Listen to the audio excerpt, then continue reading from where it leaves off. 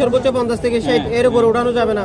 যদি নিয়ম ভঙ্গ করেন এবার 80-90 রাখলে যদি ইঞ্জিন লক হয় তখন 420 টাকা জরিমানা গুনতে হবে। 420 টাকা জরিমানা গুনতে হবে, প্লাস আধা ঘন্টা থেকে 1 ঘন্টা বসে থাকতে হবে। ড্রাইভিং লাইসেন্স আছে কারো কাছে? আচ্ছা, হেলমেট পরিধান করবেন, দুজনে বেশি বাইকে উঠাবেন না, ট্রাফিক আইন মেনে চলবেন। বাইকে অবৈধ মালামাল মাদকদ্রব্য বহন করা যাবে না।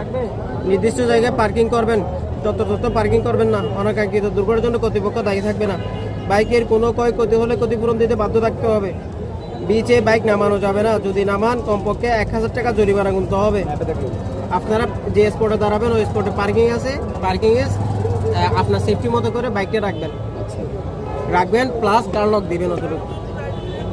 আর আমাদের বাইকে নেওয়ার সময় আপনি নিজে ভালো করে 4-5 দিয়ে ভিডিও করে নেবেন, আসার সময় আমাদেরকে বাইককে বুঝে দেওয়ার সময় ভিডিওটা দেখাবেন এতটুকু।